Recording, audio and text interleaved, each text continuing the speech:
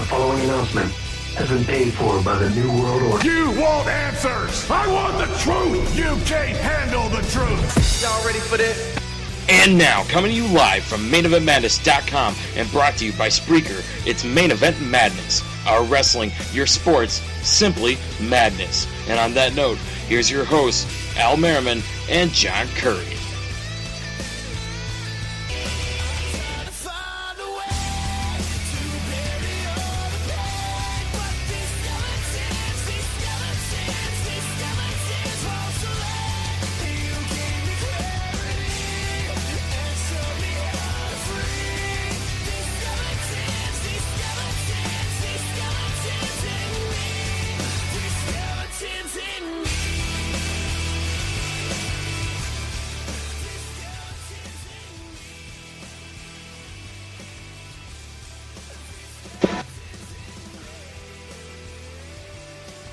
John? You started a little bit early, but how are we doing, everybody? This is Main Event Madness. We are live. It is November 26, 2014. Thanksgiving Eve, as a lot of people call it.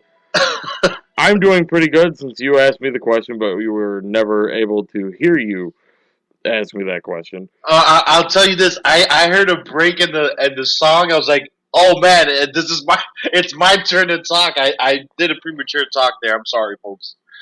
I didn't let the intro finish. I am a little jittery today, and I apologize, but it's a great day because you know what day it is, right? It's Wednesday, and it's my favorite Hump Day!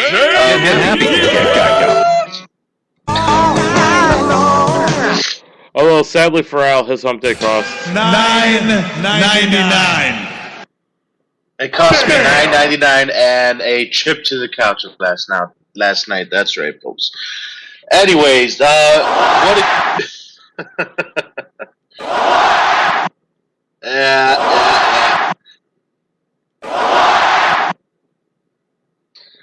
All right, ladies and gentlemen, we've had a huge week of wrestling, or a huge past 3 or 4 days. I always say this with technology, it makes it feel like it's happened like a month ago because we always want everything now.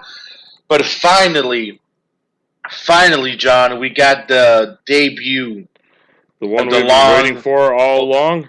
The one that many people have been waiting for decades upon decades upon decades upon decades. 30 years to be exact. Pretty much since I wasn't even born, I've been waiting for this. I've been waiting for this debut since I was in my mother's stomach, pretty much. Which means he's almost 30! That's right, folks.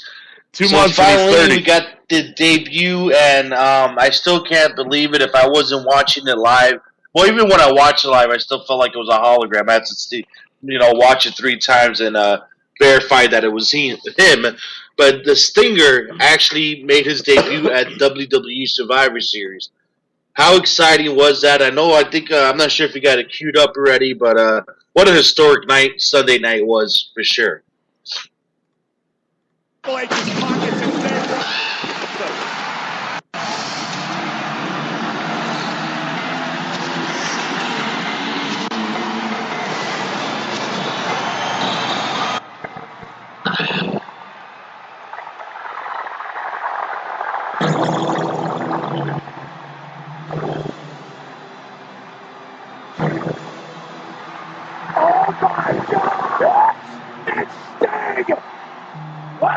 Stinger's here! A 6-time WCW champion, the 2-time NWA World Heavyweight Champion. But what the hell are you doing here? The franchise. The man who's never stepped foot inside WWE's arena before. What a hell of an impact he's made the first time he did. Oh, God! But why is Stinger here? None of his damn business, I'll tell you.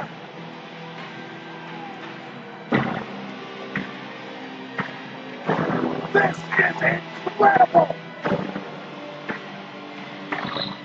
No! Down goes Armstrong!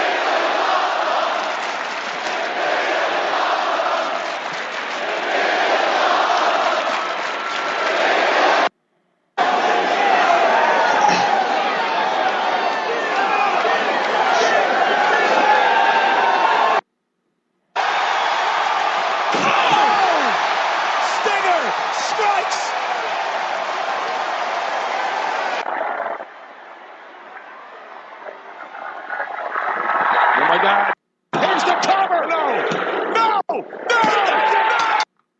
We're gonna get all the clip in there. Yeah, it was pretty awesome. I mean, I still can't believe it took 30 years to get this man in a WWE You could kind of tell. I mean, he was shocked by the reaction. Well, you know, it's one of those moments where everybody's looking at what's happening, and I was sitting back thinking about what Sting was thinking. Like, just imagine he hasn't been in front of one of those type of crowds since in 15 years. Pretty much. 15 years. 15 years. And just imagine being Sting, and just that feeling that you're still relevant because the crowd was on their feet, chanting, "This is awesome." I mean, just to get that type of reaction and never be in a WWE ring, you gotta feel good about your career. Well, you could almost see, like, if you looked in his eyes, you could almost see him thinking, "Damn, I should have done this sooner." That's what I felt. You know, that's how what I felt. The same thing you said, and I wonder if that's what he felt too. You know, like I feel like he should have done it so much sooner. I don't know what took him so long, because we've heard throughout especially the past 5 years. Because if you guys are not aware, Sting was on pretty much a year-to-year contract with TNA Wrestling. And, you know, I saw a couple of interviews since he left TNA, and he was at some of these WrestleCons and promoting WWE 2K15. He actually said that he felt that TNA had the chance to become the next WCW and be a competitor, and he's like, well, that obviously didn't happen for many different reasons. He said that out of his mouth. But you would have thought in the past, all right, okay, 5 years ago, maybe they still had a chance. 4 years ago, okay, TNA was still there. But now going 3 years ago, why didn't he just do it 3 years ago or 2 years ago? Well, I mean, I don't know why it took so long. He's gone on record and said in 2011 when they did the whole Undertaker 2/21/11 promo that, I mean, it was for the Undertaker all along, but when fans were freaking out thinking it was for Sting, he said that when WWE were talking to him, and he said that was the closest he had ever been to going there. It just feels like it's. Don't get me wrong. Like you know, you always say, John, beggars can't be choosers. But man, I wish he would have been here. You know, just 5 years ago to get some more out of him in a WWE ring. I don't want him to come around just for this WrestleMania season. You know. Well, you reported on WrestlingNewsReport.com that he had signed a talent contract and that he was signed for multiple matches. Well, yeah. But that being said, I'm scared that they're going to do like Triple H and Sting soon here, and then they'll switch over to Sting Taker, and maybe one more match, and then that's it. You know what I mean?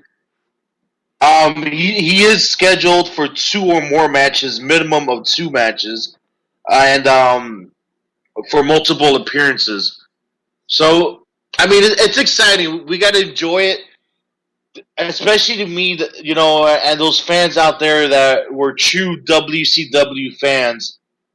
I saw the rise of that company and the fall, and I was really a WCW guy.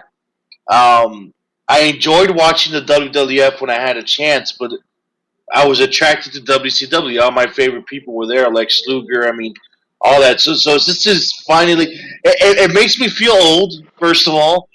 And it's kind of sad, but we finally get to see Sting in a WWE, which is pretty cool. You are old, but that's beside the point. Yeah. But yeah, it was just... My book report is on the... Whoops, I'm sorry. I clicked on Facebook on accident. What was that, though, John? It was one of those RKO vines. It was Peter Griffin. No, I was gonna say, see, it caught me off guard because I didn't hear the crow at first, all I saw was a weird Titantron. I'm like, oh, Jesus, they gave Bray Wyatt another theme song or something. That's what I was. And then all of a sudden, and then I hear the crow again. I'm like, I freaking marked out. Yes, Finally. But that was one thing. I know that's another thing of me here being like a beggar or whatever. I would have liked for them to use the other, his old intro, you know. But whatever. Who gives a crap? That's me nitpicking the situation. I'm very excited. We're talking so much about his debut. We're not even touching on the possibility of Triple H versus Sting. What are your thoughts on that match happening before him and Taker? It's definitely an interesting match, and I mean, obviously the crowd wanted it. The crowd in St. Louis on Sunday wanted it. I'd love to see it. I think that they had an incredible chemistry between the two of them in the ring, and they didn't even say a word to each other. Well, aside from Triple H dropping an F-bomb, but which if you guys didn't see that, go back and you can read his lips. And that's what Sting was like. I think I was pissed off Sting. Like, what do you like? Let me enjoy this moment, mother. Did you see Sting's face when he dropped the F-bomb when they were in the ring? Triple H, what the f*** are you doing here? And Sting moved his head over like. What do you mean? Yeah, what do you mean? Like, I'm supposed to be here. This is what kayfabe looks like, buddy. Oh man! Now, when do you think they would have that match? Would it be WrestleMania? Because you said something about the Royal Rumble. You know, oh man, it's difficult because as much as I want to see Sting in a WWE ring and I'm excited about it, I understand that he has limitations because he's not going to be able to wrestle a lot of matches. I personally, you know, I know Wayne Daly told me that he would love to see the match. I'm not that excited for Triple H versus Sting because I've been waiting so long for Sting to be in a WWE ring and feud with The Undertaker. So my hoping is, and what would be great is if Sting and Triple H happens at the Royal Rumble and Q Taker at the Rumble teasing a match between Sting and Taker at WrestleMania. See, if I can be greedy, I'd get 4 matches out of him. Have Triple H face him at the Royal Rumble. Have The Undertaker face him at WrestleMania 31. Have John Cena face him at SummerSlam. And have Bray Wyatt face him at WrestleMania 32. You could even throw in maybe a Daniel Bryan or Roman Reigns or Seth Rollins or Randy Orton or something at the Royal Rumble in 2016 also, if you really want to be picky. But if I could pick 4 matches, those are the 4 matches that they could already take my money to go see. And mainly because at SummerSlam, I want to see a good match since I'm probably going to SummerSlam now that I'm not moving.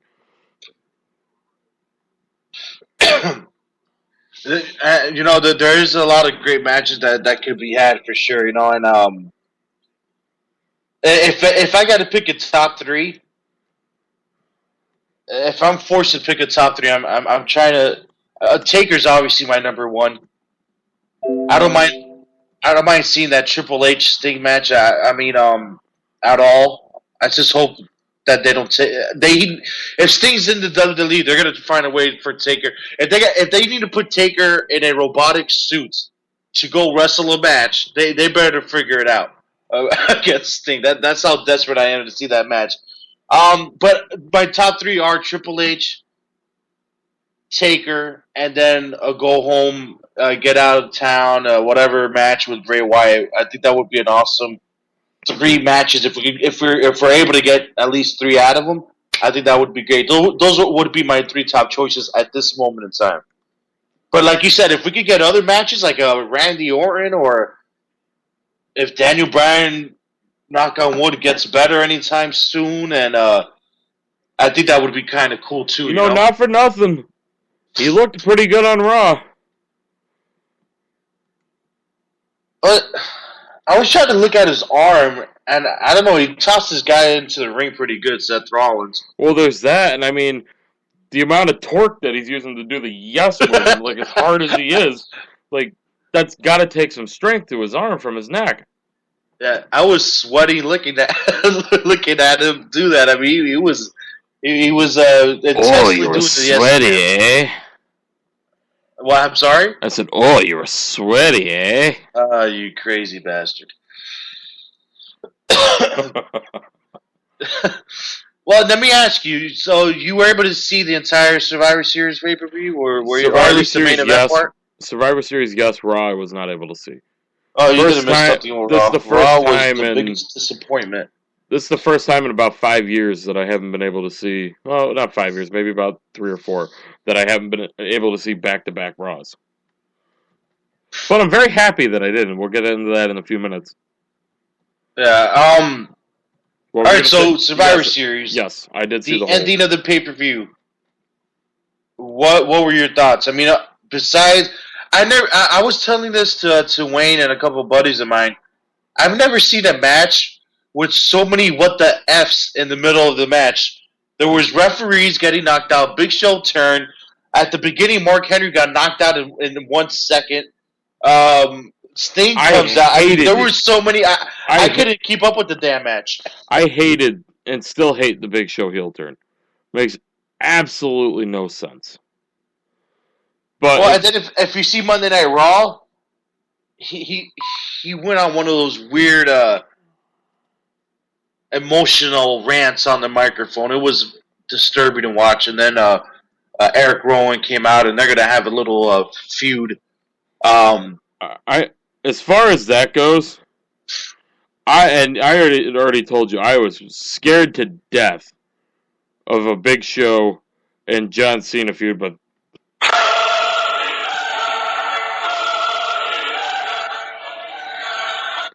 it's Eric Rowan and Big Show and not John Cena. That's literally what went through my head was hallelujah. I don't think anybody wants to see John Cena versus the Big Show. 9,453.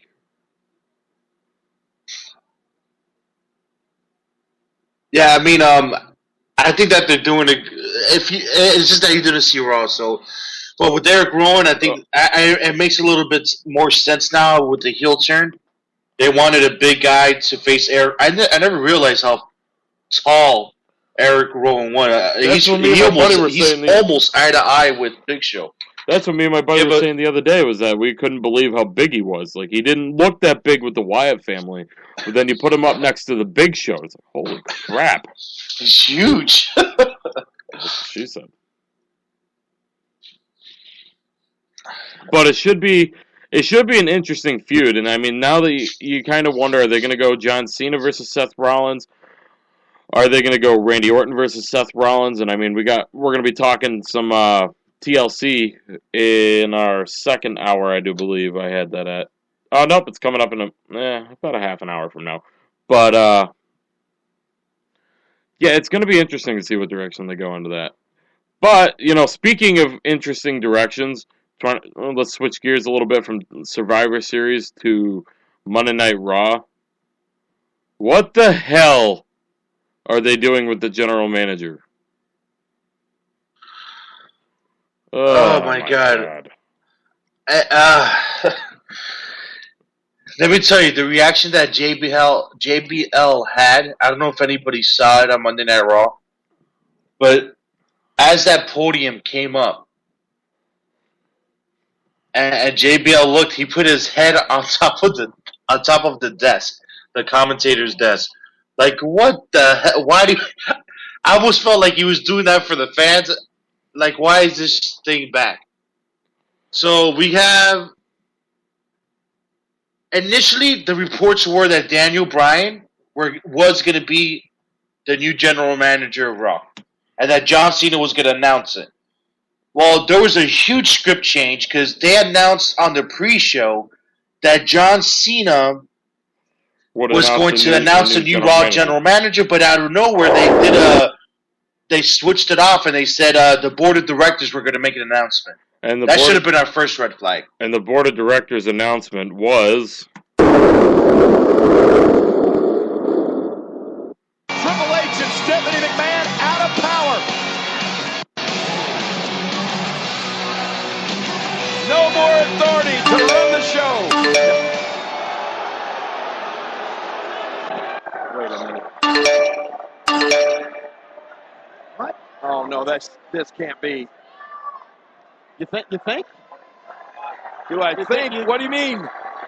Please tell me this is some sort of sick joke. Be. Can I have your attention, please? Oh, no. I've just received an email from the anonymous Raw General Manager. Before I let this continue, he's not anonymous. It was Hornswoggle. Yeah, but that's the thing with the WWE. They like to think we have amnesia or something. Like we just they delete our memories. Oh my God. Anyway.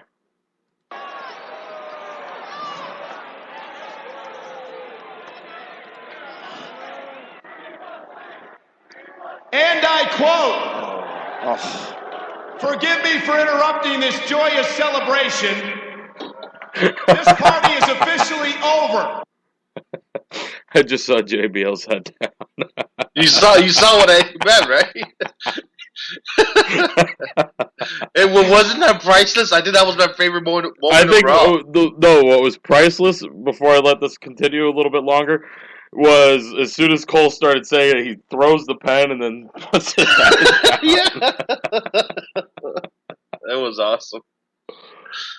Next Monday, Cyber Monday, Order and Discipline returns to Monday Night Raw.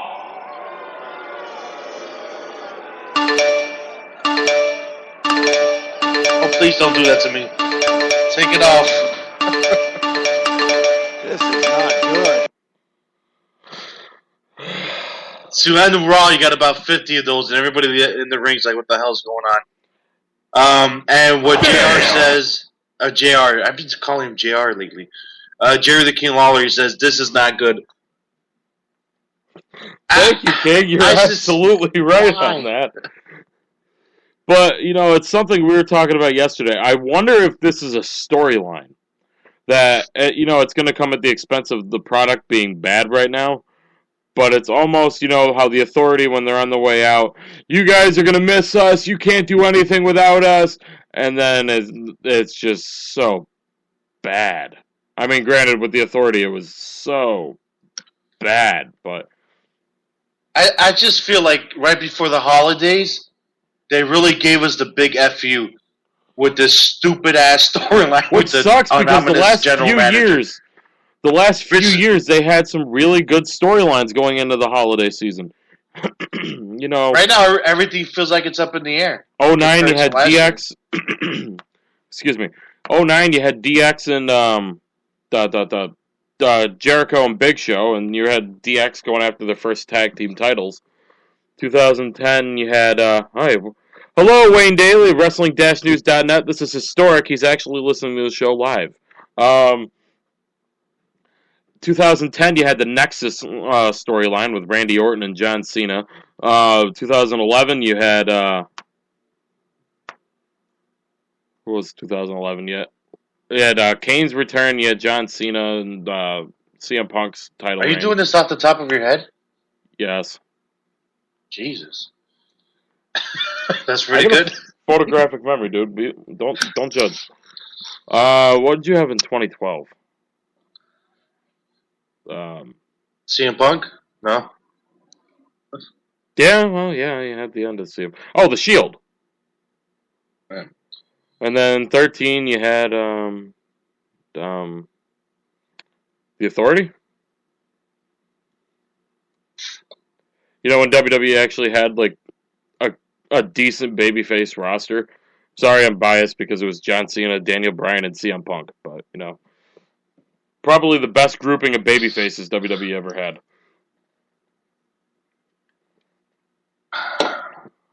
What? I was just thinking about how is going back to the Raw general manager. I hate when WWE does that to the fans. Well, now we're supposed to sit there and think about who is. When it was revealed last time, it was Hornswoggle. I don't get it.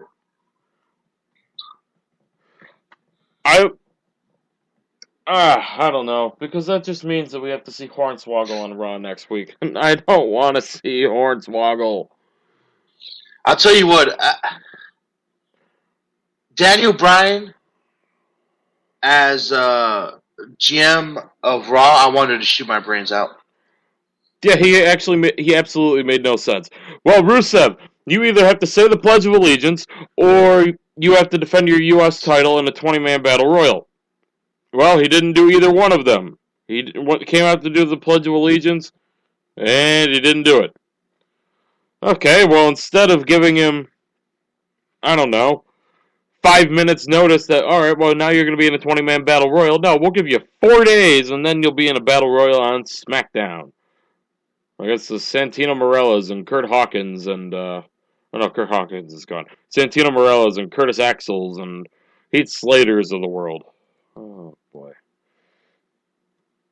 And it's just that is Vince I love Russo busy Daniel this year Bryan, but he was just so annoying on the microphone the way he was speaking. It was tough. Ugh. So I was like, I started thinking, I'm like, oh crap, we're gonna have to see this for the next 6 months. Everyone's gonna hate him by the end of it. So I think it was a smart move by the WWE to say, hey, your special GM for this week was Daniel Bryan, and I thought that was the route that we're gonna go. Maybe that's still the route they're gonna go. What? Maybe they're gonna have a guest GM every week. Oh God, no! Please no. I'd rather have that so I don't have to have this anonymous GM for the next 6 months. I'd rather see Laurinaitis return and shoot Teddy Long, and I don't even care. I just don't want this damn. Okay, actually, I'll change my mind on that, because if we could see the former executive vice president, talent relations, John Laurinaitis, then I'll be a little bit happier. And I think we also have a special guest with us. I just called him out on air. It's Mr. Wayne Daly, Wrestling-News.net. He wanted to give a quick opinion on the general manager situation as well. It's obvious who the GM is going to be. It's going to be Vince McMahon. Yeah. Obvious GM is obvious. So does that mean no people power? Unfortunately not. Unfortunately not. Come on, everybody loves Johnny Ace. People power. Everybody loves people power. The era of the people. He is Mr. Excitement. Wayne, do you not agree? Do you not agree with me with the fact that Daniel Bryan, as Raw GM, wanted to make you shoot your brains out? It was a little bit too biased, I think, and the way that he was talking on the microphone. When the reports came out that Bryan was backstage on Monday night, I actually said it to you off air that please do not make him the GM for the next few months. And if it's just for one night only, make it one night only. Because if they're going to build it up with a GM storyline, it's got to be either A, Vince McMahon, or B, someone big. And when they say someone big, I mean someone like the ball Eric Bischoff. You got to bring in someone like that. Wouldn't that have been nice, Eric Bischoff? But, I mean, they dropped the ball. They could have either gone in another heel direction, kind of like similar to what they did after the Invasion storyline was over with, and how Shane and Stephanie made Flair half owner. They could have, in case we lost, this is we signed this person to be in charge of Monday Night Raw, and out comes Eric Bischoff or John Laurinaitis. You just mentioned another name that could actually be potentially the general manager. That's Ric Flair. So, no one knows who the GM is going to be. It could be a heel, it could be a face. One person I'd love for it to be, because the fact that Stone Cold his client is on air, off air, on air, off air, and that's Paul Heyman. Oh, absolutely. That would actually be one of the. I think with the current storyline, or with just the current, I think that would make the most sense. Paul Heyman or even Vince McMahon. Just imagine Paul Heyman with that power again, the way he is. These days, I think that would be impressive. Well, it's going to be getting interesting because as we all know, 2014 is wrapping up pretty soon here, and Steve Austin. The talk was a while ago that I believe you both reported it, that Steve Austin supposedly is going to be a part of bigger storylines, a major storyline in 2015? Do you think it's, maybe to be a special referee between the Vince and Triple H thing, or? I'm going to be honest with you. As time goes by, since we reported those reports on both of our websites, the report indicated that Stone Cold Steve Austin and the WWE had come to a mutual agreement contractually, right? So that's kind of like what the reports were saying. Maybe that he was going to do more appearances, but nobody really knew. Now, if you see what's going on, there's new merchandise for Steve Austin. There's they made an agreement to have all the big names on his podcast, including Bray Wyatt, which is already up on the site from yesterday, and part 2's coming out next week. Vince McMahon, he's going to have a live interview with Vince McMahon on the WWE Network. So maybe their agreement is more on an entertainment-based situation with this podcast, and maybe seeing how this works out on the WWE Network and merchandising. I'm not saying that Stone Cold Steve Austin will not appear, but seeing what's going on, I think it's a different type of agreement, and not more so of Austin coming back to perform on a weekly basis in front of the WWE Universe. Wayne, do you agree or disagree with me? I think if they want to bring Austin back, they're not going to promote him like that so early into WrestleMania season. If anything, you'd promote him kind of around the time of the Royal Rumble. I can't see Austin wrestling at 31. 32, yes, but not 31. 32, if they announce at 31 or before 31, that WrestleMania 32 is in Texas, you have to believe that Steve Austin's going to wrestle. Oh, damn right. Literally damn right straight away. Oh, hell yeah! Sorry. That was ever inappropriate then. What? I mean, with that situation, only time will tell. I mean, at the end of the day, we'll just have to wait that out. If you should be happy, Al. I just wutted myself. You what? I just wutted myself. I was doing it for Wayne because Wayne started to do it. Oh, jeez. But we are live, guys. This is Main Event Madness. It is Thanksgiving Eve, a.k.a. Drunk Heaven in America. Al will be drunk in approximately about 6 hours. Not today, tomorrow. Nah, dude. That's giving him some time. I thought you said. Well, he's got to go get the cranberries to make the cranberry juice, and then he's got to go find some new vodka. Because he drank up the last of it last night. As he was cheap pop for Grey Goose. He drank the rest of it last night because he was dreading having to do a show with me without the awesome Matt Brees. He told me that himself. But, he's got to go get some more cranberries, some more vodka. Thanksgiving Eve is one of the biggest drinking days of the year. And, I'm a little disappointed in a weird way because, I'm happy we didn't get the campiness and all that crap on Raw this week.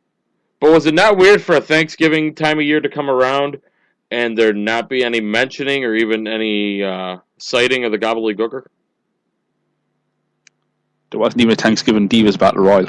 I know, there was no, gravy match or any crap like that or there was no mentioning of it, there was nothing. I think they got... And you know what sucks? That they didn't even need that to make Raw suck this week. Just saying. Oh, no, they did that on their own. Yeah, they did that on their own. And so, Wayne, let me get... What the hell? Do you want to get into TLC now, Al, or do you want to wait a little bit? Since we got Mr. Wayne Daly of wrestling. Well, I see that Mr. Daly wants to talk about a specific topic. I don't know why you're pushing it off on him. Well, okay, fine. Because this poor man has things to do. He's got dinner to eat. So, let's switch gears here from Survivor Series and Monday Night Raw. Wait, I love how we're throwing... John doesn't know what to do anymore.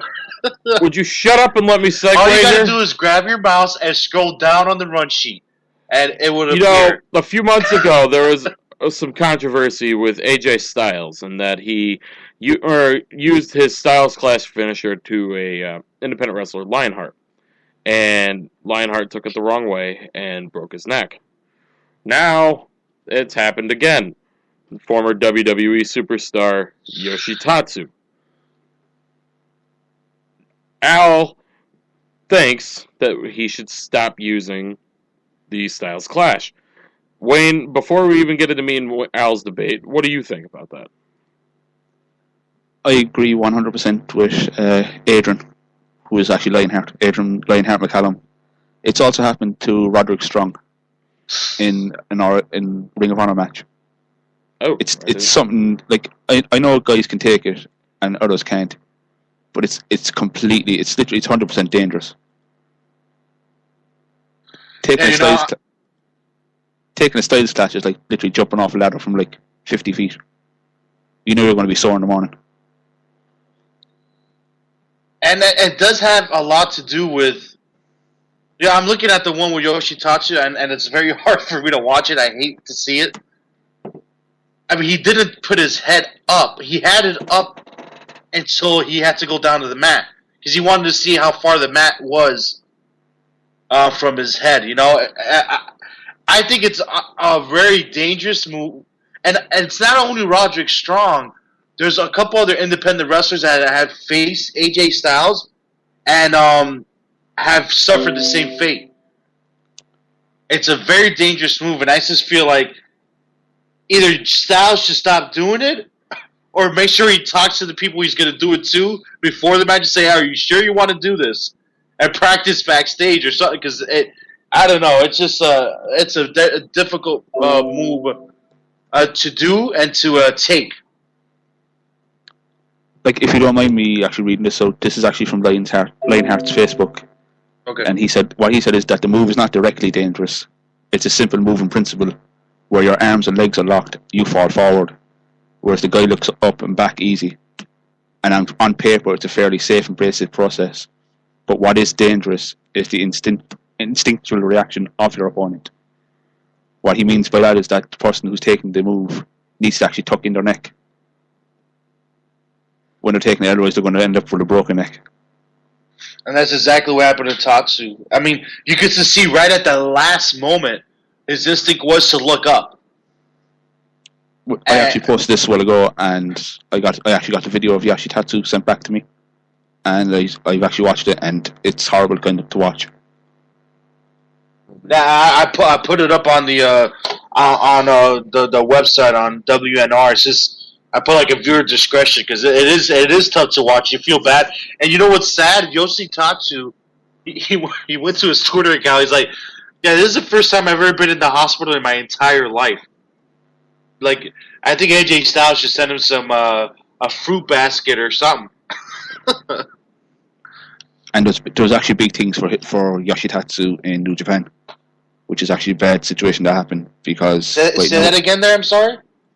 I said there was big plans for Yoshitatsu in New Japan. Oh, yeah, yeah. But the fact that he's now injured and he's actually ruled out of the World Tag League literally means those plans are off the shelf as well. Have you received any information on the recovery time on that type of injury? Well, for Lionheart, I think he's only come back into action in like the next 2 or 3 months. So and this happened at the beginning of the year. Wow. Yeah, Yoshitatsu could be out literally. I don't want to make the assumption and have anyone to report on it, but I'd say he's out for about 6 to 8 months. With a broken neck, easily. That's sad, and it's not like he's getting paid to sit out right now because he's not under contract anywhere. So he's going to be sitting at home, most likely not making real money, which is sad. It's a tough business, man. It's really tough. It depends with him and New Japan. If he's on an open contract with New Japan Pro Wrestling, he's not going to be paid. But if he's on a written contract like what Prince Devitt had, then he's got money coming in, no matter what. Oh, let's hope so, because I'm sure he's got a family and all that. So, yeah, unless he's been smart with his money and all that. Those medical expenses aren't easy either. to pay for. But yeah, I mean, I believe that that move should not be taking place, and I would love to see AJ Styles' point of view on it. I don't think he's really mentioned or talked about it at all, that he keeps on injuring these people. Well, let's cross our fingers and hope that maybe in 2015 we can get AJ Styles on Main Event Madness, and then we can ask him. Correct me if I'm wrong, John. And wasn't it not Michelle McCool who used the same finisher? And she broke her knee in half. But yes, it was Michelle McCool. So that tells you literally, even the person that's doing the move, it's even dangerous for them. It's got to be like the precise moment that you got to do everything in. And just the setup, like I'm looking at the video, like I keep on replaying it. It's difficult if I'm the guy setting up. I'm AJ Styles. You got to grab their legs on the precise location. Make sure you get their arms underneath their. It's a difficult maneuver. At the end of the day, I understand what Roderick Strong is saying, that in principle it is simple move. You're pretty much just falling on the guy, but it is hard to execute, I think. And those instincts are 100%. His comments are 100% accurate with the way he defined the move. It is a simple maneuver in principle. It's just that your instincts could come into play, and I don't know. It's just I think that AJ Styles should address it. I mean, who am I? I mean, hopefully in the future he'll come on the show with Bill Behrens, and we'll figure that out. Absolutely, and it sucks to see some guys get injured. I think he goes over it with the guys that, this is what you got to do, this is how you got to do it, I mean, it can't be completely blamed on AJ because, he tells them, tuck your neck. If they don't do it, I mean, you can't really blame him for it. But at the same time, how can you blame it on Yoshitatsu? I'm not saying it would be on one person or the other. I mean, if it's going to be blaming anybody, it's going to be on both of them. Not on one, not on the other. It'd be both. All right. I can get both sides, because from Al's side, he's kind of thinking like you're the person giving the move, so it has to be your fault. Whereas from your side, it's kind of like you've got to protect your guy as well. Mm-hmm. I can see it from both ends. It's just sucks to see somebody get hurt, especially broken neck. Because I mean, something like that, it depending on how the bone broke and everything. I mean, it's never a sure fix.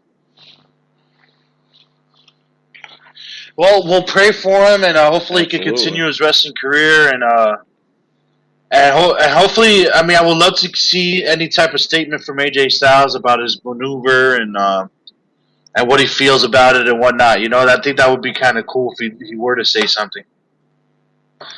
Yep.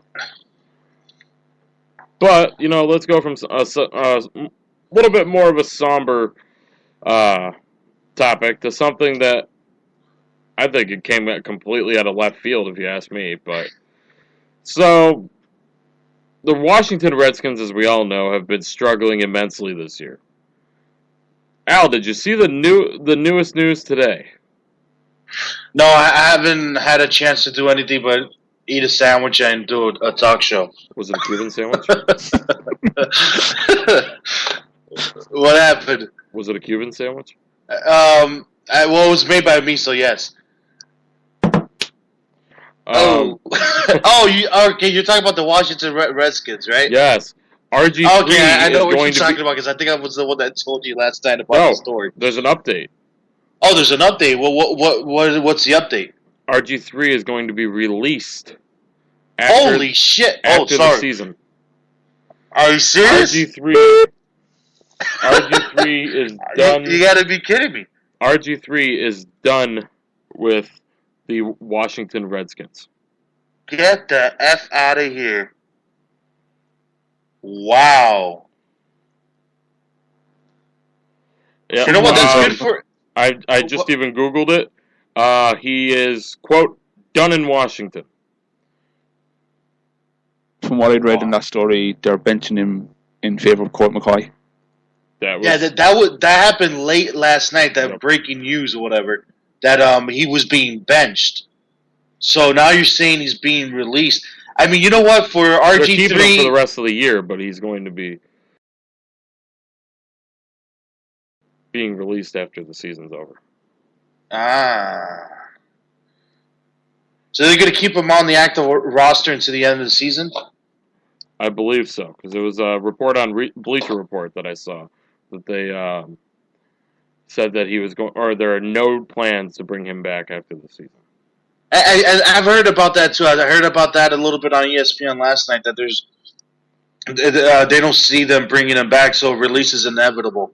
I just thought it was 100% confirmed thus far.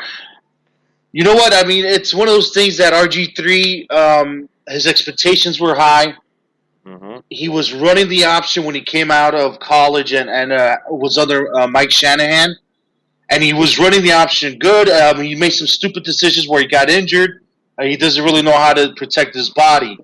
So they're trying to make him as a pocket passer with Jay Gruden, and they're not really running the read option anymore. So he's sitting back, and trying to be a Tom Brady-ish quarterback when he's not. He needs to be on the move a little bit more than he is.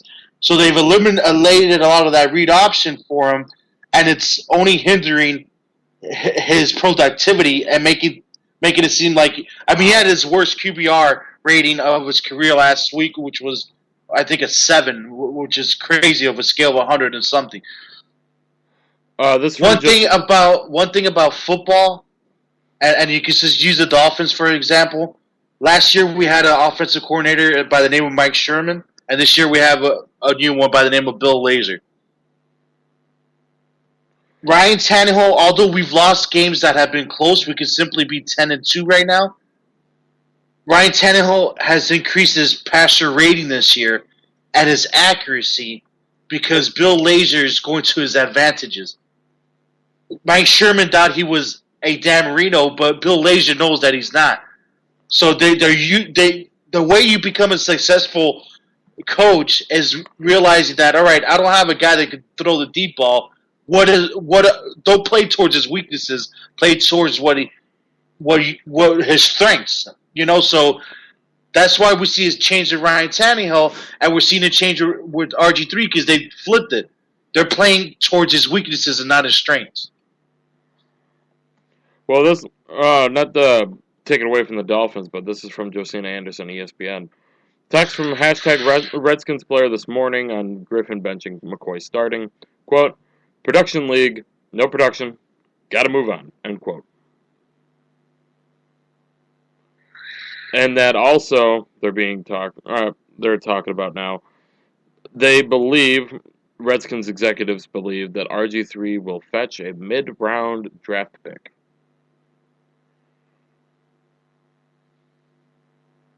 So, I mean, they could even be trading him. Which isn't the trade deadline passed? Yeah, or it's about to. Not for nothing. Oh boy, my Jets will be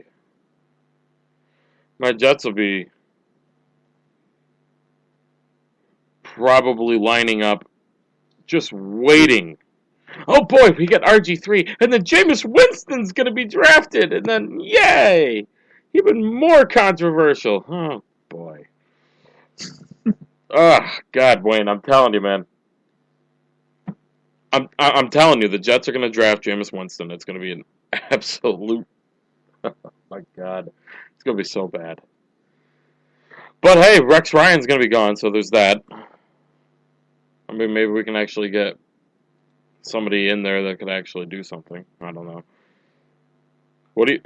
Now, we could switch gears here a little bit. We're going to talk about this last week, I believe it was. Or no, we didn't. No, you told me about this on Sunday. I apologize. You brought this to my attention, and it shocked the hell out of me. So supposedly, the Los Angeles Lakers are talking to trade Kobe Bryant.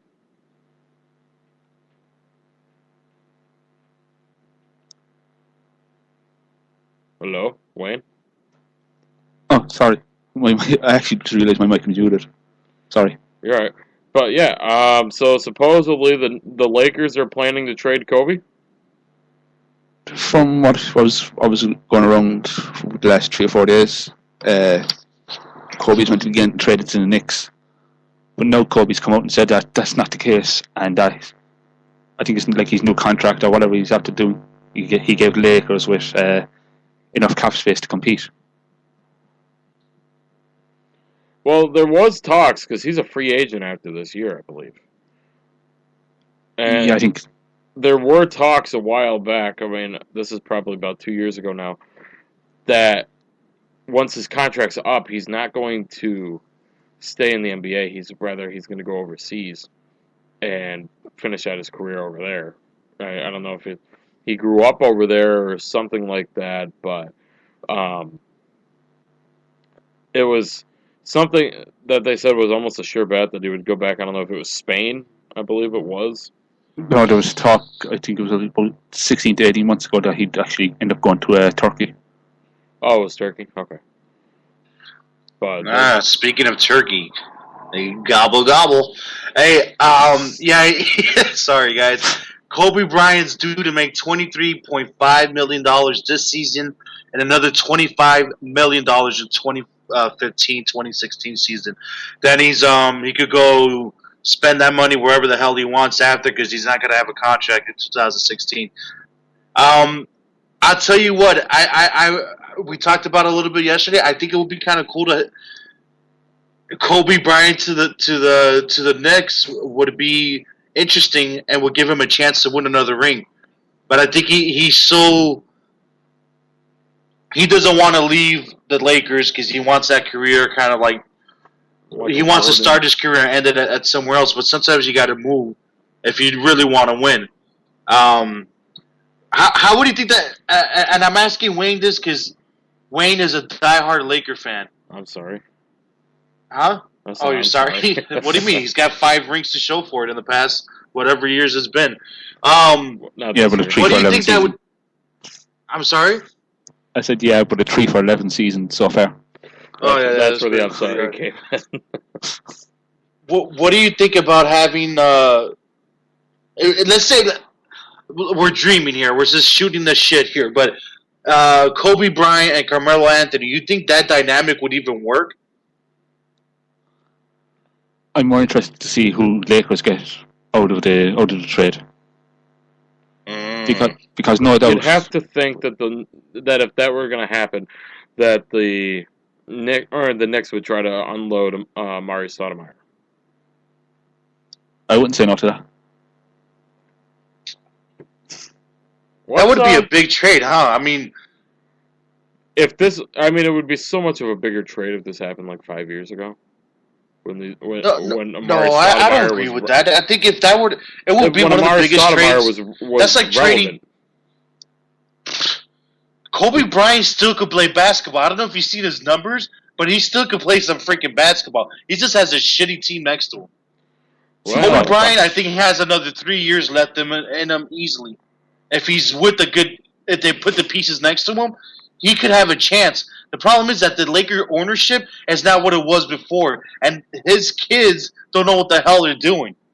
Because they could have put pieces next to this man, that way they can win. But I've also heard so many reports about Kobe Bryant that he's a SOB and nobody wants to work with him because of the way he treats people. And that's why you see him and Dwight Howard getting into it each time they played this year. And the season's only 12 games young. I think they played each other twice already, getting into it in the court and on the court. So I don't know, but I think that Kobe could still play basketball. He's still playing it. If he has some better pieces around him, they could be a competitive team. What you got to remember as well is that Derek Fisher is the head coach. Plus, you've got Kurt Rambis, Rashid Hazard, and Jim Clemens. All the previous people that were with the LA Lakers. So that's got to twist Kobe's arm as well, if it does happen. And then you just got to think about Phil Jackson up there, you know. They're trying to recreate what the Heat did and have Phil Jackson as the puppet maker, with kind of like the puppeteer, whatever they're called. What are those people called? Puppeteer. Puppeteer, right? Kind of like Pat Riley has done with the Heat for so long. So back to my question, because I don't think you were able to answer completely. Do you think that dynamic would work though, of Kobe and Carmelo Anthony playing basketball together? It's a tough one to think of. It's kind of like saying, then we found out, would Dwayne Wade and LeBron James work together? We found out that question. Well, did you see? No, to me that was an easier question to answer, because they came together wanting the same thing. I think the harder question right now would be, can LeBron James play basketball with Kevin Love and Kyle Irving? I think that's a more difficult question than it was when Dwayne Wade and LeBron James came together. I felt like they would figure out a way. My problem with Carmelo Anthony and Kobe Bryant is that they both seem to be very greedy basketball players, and I don't know if they could facilitate the ball how they would need to in order to win a championship together. Mm-hmm. So, nonetheless, we could dream. I think that if Kobe Bryant were to be traded, social media will shut down. It will crash. From the Kobe to the Knicks, I'm sorry. John, are you alive? Yeah, sorry, I got looking at email really Porn quick. again. I know you're always watching that porn with Paige and all that. Listen, we know that. The fact that Wayne had a chance and he blew it. No pun intended. Literally? I'm waiting. No. Alright, Alright, what's next up? John, you're falling asleep on me here. No, trust me, I wasn't falling asleep. My bad, Wayne. So let's move on here, guys. We got... we did enough sports. We can go back to that in a little bit. Alright, so we got TLC coming up in about 2.5 weeks. Oh my god, already 2.5 weeks. It's crazy. Now... Tender loving care. Yes, tender loving care. That's exactly what it is. So there were a couple, yes, Wayne, tables, ladders, and chairs. Oh my, I kind of want to go find that clip now. So when we went to do a show last week, we were going to talk about this, but Al got talking too much, and so there were 2 matches talked about. Both of them TLC matches. One of them was John Cena versus Brock Lesnar for the WWE World Heavyweight Championship. And the other one was John Cena versus Randy Orton versus Seth Rollins for... would that be for the briefcase?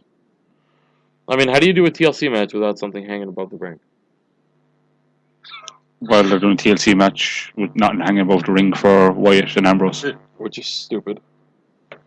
The match itself isn't going to be stupid. Something hanging from the... Huh? I don't think you need anything hanging from the... They're going to...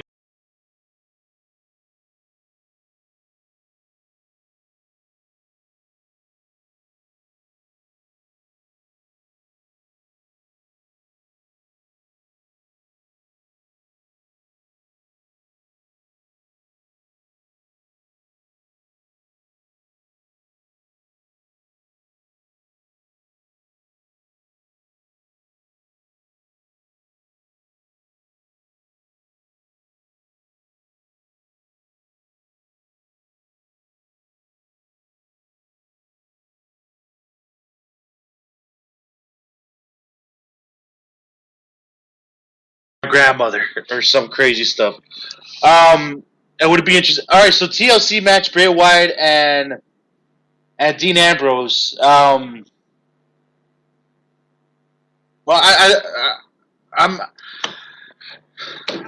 is that something you want to see, Wayne and John? What, Bray Wyatt versus Dean Ambrose in a TLC match?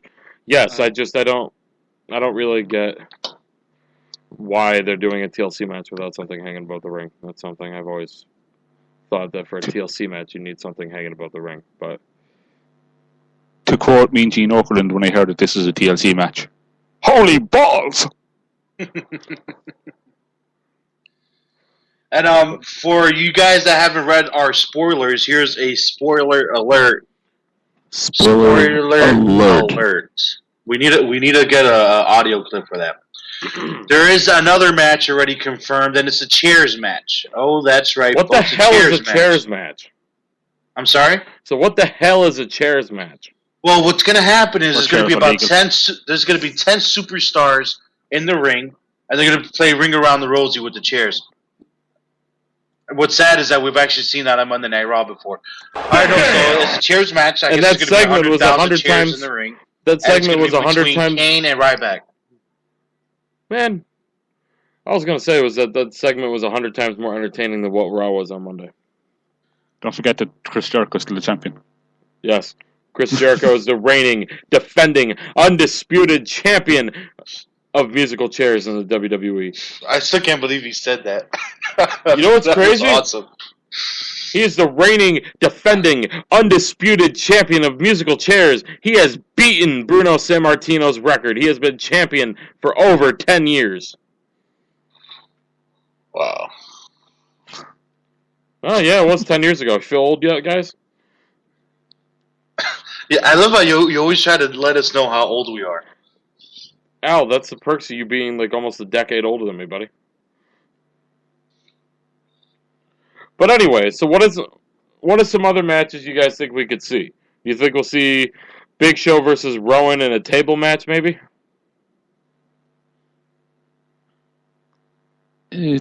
Quite possibly. I think they're going to put them into like a tag team match. Something like Big Show, Harper, and probably Rusev against Rowan, and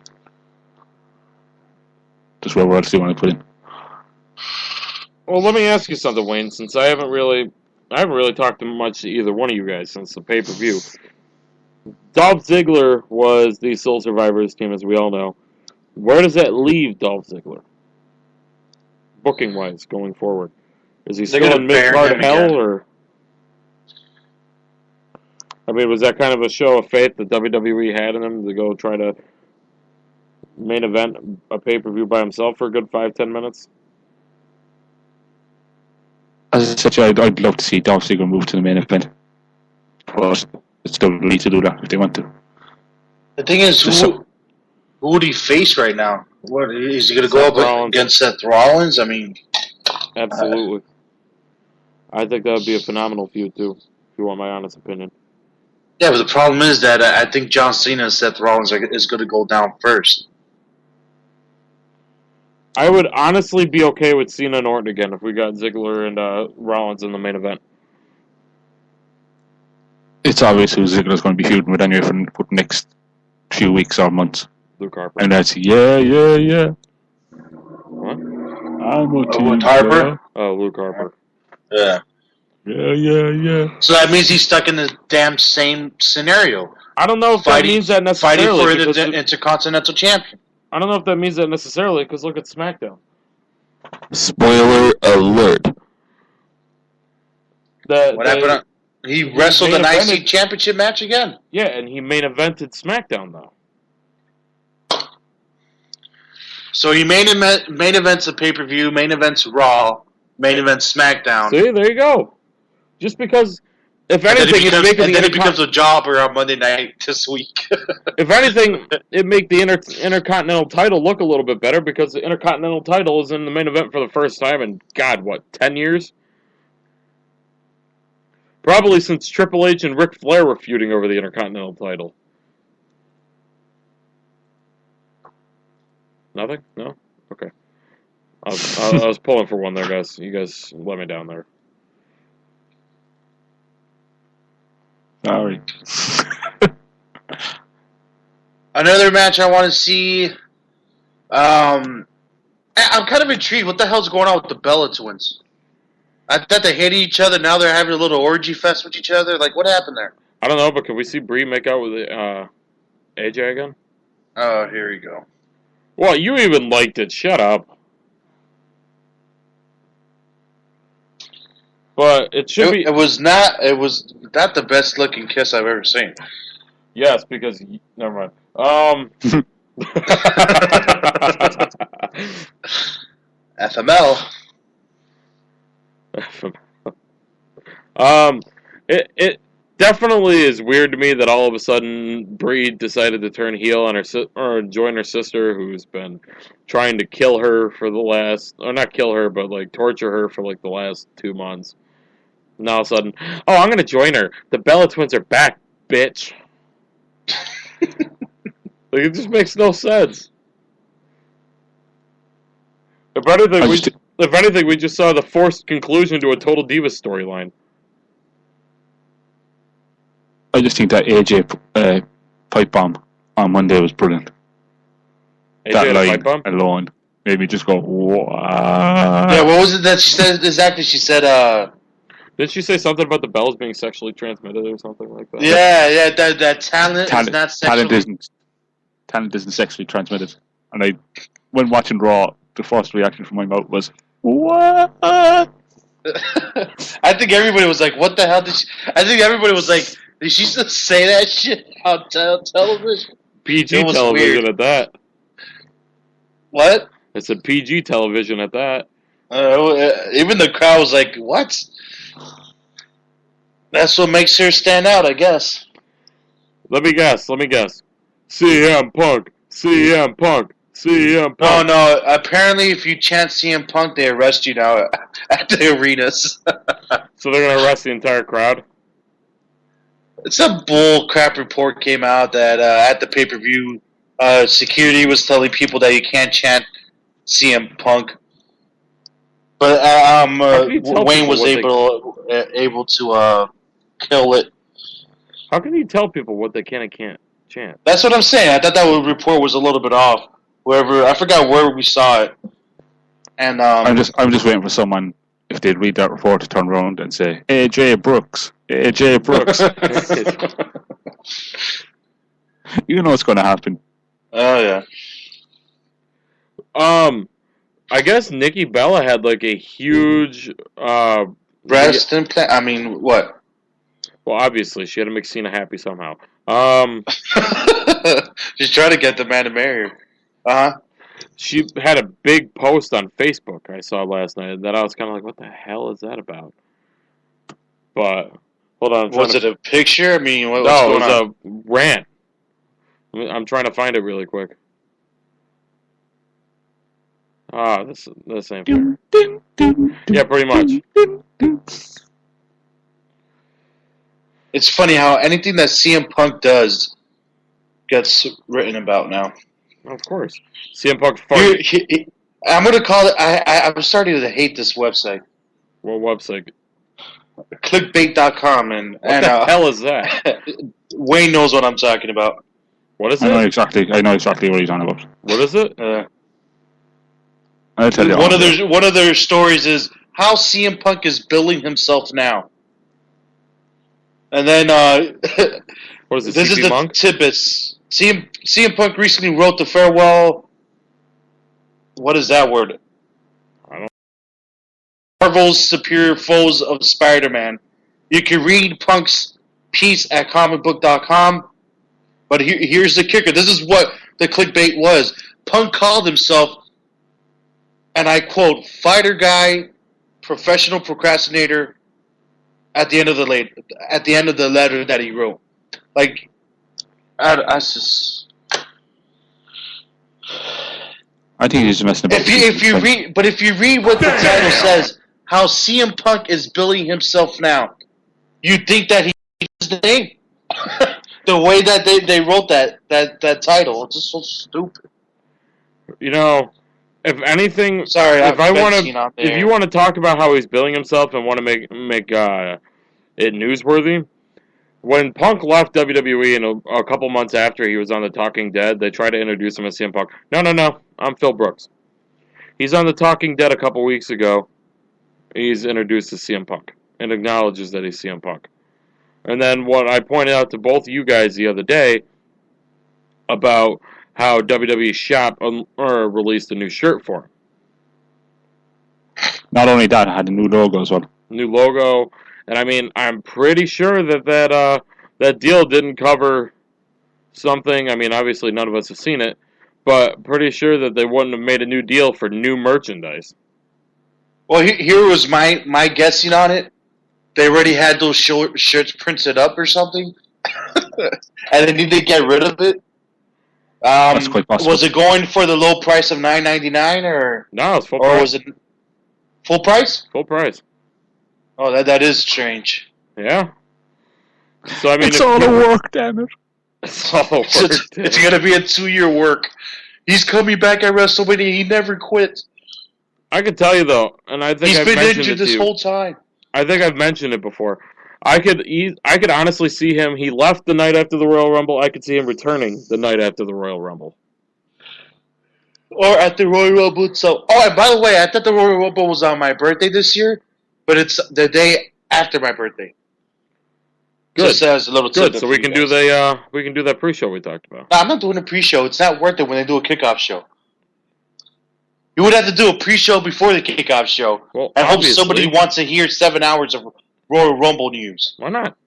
And we're not going to have Bad News Barrett on our show. But we are going to have someone else that John's going to reveal in due time. Yes. Oh, yeah. Stay tuned for that. Stay tuned for that. Probably. John is freaking out about it, and we can't reveal it on air now. No, we can't. We weren't going to anyway. But it's somebody that I did meet recently, too, I think. Right? The only hint I will give you, and I do believe I am right on this. I think that was a good hit right there. No, I'll give you another one then, since you guys are putting me on the spot. If I'm not mistaken, he is a current TNA superstar. As of yes, he is. now. As of now. Yes. And I did meet him at TNA Lockdown. Yes, I did. And he's much bigger in person than I thought. Okay. Giggity. So it's not a diva, guys, and it's not ODB. It's not ODB. Okay, Wayne, give one hint, and I swear to God, if you say the name, I will get somebody to hack WrestlingNewsNet.com. I will not say the name, but I'll give a sound clip.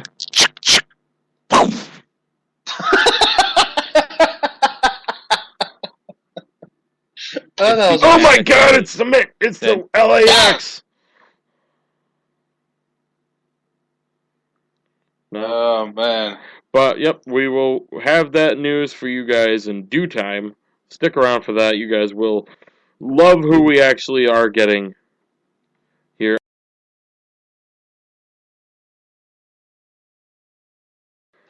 Huh? No, we gave it. He had one of the best matches at Lockdown. No. Maybe the only best match. Distinctly possible. But alright guys, we're going to take a commercial break here. When we get back... And... What? Right, I'm just messing with you, John. When we get back, we got news about Chris Jericho. We got some NFL news. We got MLB Hot Stove update that Al wanted to get into. And we've got a TNA update for their final month on Spike TV. So stick around. Main Event Madness will be back here in a couple of minutes, guys. We're live. It is Thanksgiving Eve. It is Pump Day! And we'll be back in just a couple minutes.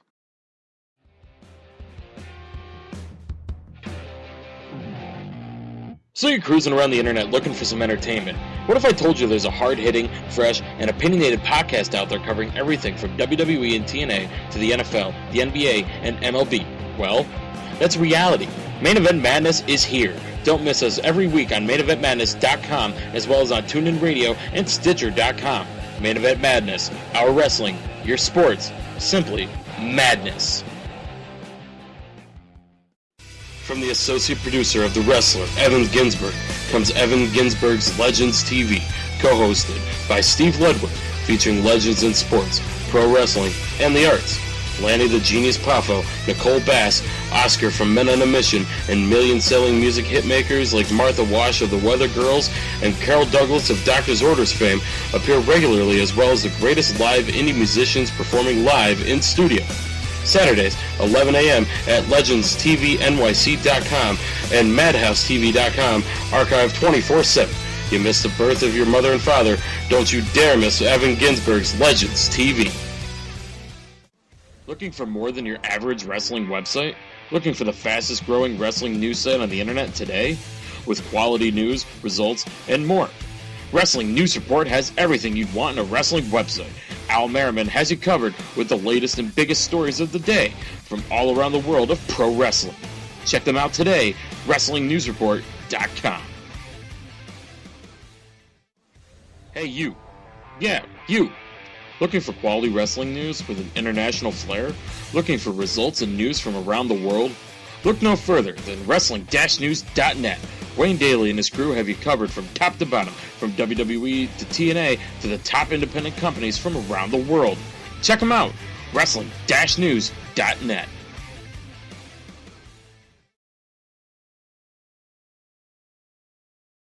We're back.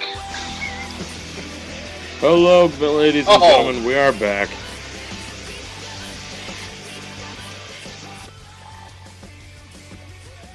But we still got, what are we, an hour and a half into this little shindig right now? Almost. Más o menos, sí. I don't know. Am I killing you today, John? You're killing me today. I don't know what happened to me. I don't know if it's because Wayne's on here, because somebody decided to oversleep today. What it is, like I'm all messed up. Yeah, I did not mean to oversleep. I wake up, I got 17 missed calls, and my phone's lit up. My Facebook is going on overdrive. My alarms didn't go off correctly. And I was late for the show today, so I apologize. I would have been fired. Thank you, John, for letting me continue to be on the show, and I really appreciate it. Well, I thought about kicking you off the show and just doing it with Matt today instead, but, I can't be that mean. Because, he is more awesome than you. Wait, who's more awesome? You are? No, I said I was thinking about just kicking you off the show and doing it with Matt today, but... where is Matt? I don't know. I think he works overnights, so I think he's sleeping right now. The bum. Okay. But maybe, fingers crossed, maybe he'll be back next week and he'll show Al up again. No, I'm just joking. But maybe he'll be back next week. I don't know. We gotta talk. Maybe there'll be some more MLB news. Another thing we're gonna start doing, I believe, next week. I don't know how much or how far into it we're going to go. An idea we're going to do is Main Event Madness is going Christmas. Oh, God. All right, you know what? We need our deal breaker here. Or our Wayne. Is Wayne still there? He said he'd be right back. Oh, okay. But I think Main Event Madness is going Christmas. But what's your deal breaker, or whatever the hell you're trying to get at? It clearly isn't a deal breaker, but it's... No, I was just saying it shouldn't be the entire month. Oh, he's eating dinner right now. Sickening to me. He's eating dinner right now. That's why he's not around. But how is it sickening? It's December. December's Christmas month. The entire month of listening to Christmas music on our show is overwhelming.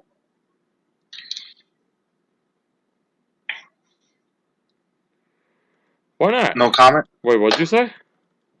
It would be overwhelming. How would it be overwhelming? It's on all the radio stations. Not a month long. Yes, it is. The week of, yes. No, it's not. They're on radio stations up here already. Another hint for the guest that we're going to have on. Oh, Jesus Christ. What? So about the guest that we're going to have on. He's had one of the biggest transformations I think I've ever seen a wrestler have. To start out as Dixie Carter's security? That's my little hint there.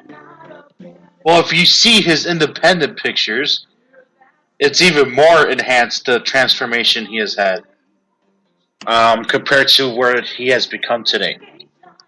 So, that being said, we only have 24 minutes of show left. We're talking Christmas for some reason, and we want to talk some MLB.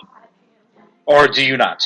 Yeah, we can talk some MLB. So, the Red Sox shocked the world and signed Hanley Ramirez to a 5-year, $90 million contract. Horrible contract. Absolutely horrible contract, in my opinion. For who? For the Red Sox. That's what I thought. I thought you were going to say for Hanley Ramirez. He's making some good money there. Oh, he robbed the bank on that contract. He is not worth that money, especially at his age. I don't think he's ever been worth that type of money, to be quite honest. He's been worth that money. He's just so injury-plagued the last few years.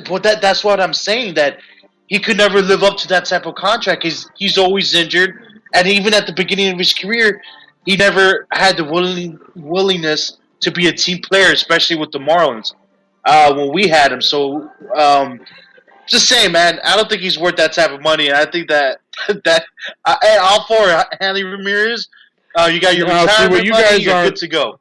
What you guys don't get is Al is a very biased opinionator with Hanley Ramirez, as Hanley Ramirez spent many moons a part of the Miami Marlins baseball team down in Florida. But the fact that you have to say that the Miami Marlins is a Florida baseball team in South Florida scares me, because it tells me that nobody knows we exist. Well, a lot of people don't, except for the ugly ass. What the hell is that thing in center field? It's awesome when you have a couple of drinks. I said it last week, man. You enjoy it. You actually look forward to somebody hitting a home run so you can see the Dolphins go in circles. Anyways, the other one, I mean, it's huge. The Red Sox, I mean, they already got Ortiz, right? Or am I nuts here? No, they have Ortiz for another couple of years. Yeah, all right, so that's David Ortiz. They added in Hanley Ramirez. In his own right, he's still a great baseball player. I just think he's not worth that type of money. The Red Sox are turning into a very, very offensive-centric team. They don't really have any... They don't have any real pitching staff right now, any starters. That's what I've noticed too. I mean, they have a very, very strong lineup right now. You're going to have David Ortiz. You're going to have Yoenis Cespedes. You're going to have Hanley Ramirez. They got Pablo Sandoval. That's another deal they got for 5 years, $100 million. So I mean, what do you think about that deal? If I don't like either one of them. It's a 5-year, $95 million with a $17 million club option for the 6 years. So essentially, this is over $100 million deal if he's still good on that 6th year. They also have a $5 million buyout, so they could get rid of him with $5 million. Or whatever the case is. I don't know how the hell that works. What are your thoughts on that? I mean, if I got to pick one that I like a little bit more than the other one, it's going to be the Sandoval deal more than it is the Hanley Ramirez deal. I mean, Pablo, he's a lot older than people are giving him, or than people realize. I mean, Pablo is about 31, 32, I believe. Well, Hanley Ramirez is turning 31 now too in December. Yeah. But I mean, I don't know. I was actually you're a little bit off there, buddy. I just looked at him. He's a year younger than I am. Sandoval? Yeah, he's 28 years old. Get the hell out of here! Wow, I could have sworn I saw something that he was older. Yeah, born 1986. Whoops. And his nickname is Kung Fu Panda. Yeah, Kung Fu Panda. Kind of funny. You never knew that? Yeah. It's just it's one of those things that when you're a casual baseball fan, you don't know these things as much. That's okay. We still welcome you with open arms to the baseball family. I mean, you got to get some pinstripes on you, and you'll be good. But you know, I don't know. I'd rather be a Red Sox before I become a Yank. Well, we are already Yanks. I mean, I'm saying that for Wayne, but let's get into it. Overall, I mean, the Red Sox are being aggressive this offseason. See, and they got to be careful because they did this a few years ago, and it blew up right in their faces. Remember that? What was that? 3 seasons ago, or was it 4? I don't remember. I don't know. It was Before the 2012 season. Yeah. So, and I think they're going to have a lot of high-scoring games out there in They Boston. better hope to. 'Cause, I mean, they don't have. I mean, they got Clay Buchholz. I'm just looking at who they got for pitching. Hey, you know who they could go after? Since we're not going to keep him as Reyes. Hmm? Not Reyes. What's the pitcher You haven't we had got, Reyes in bro? a couple years, buddy. Fernandez? Fernandez. Sorry. Well, he's not a free agent yet.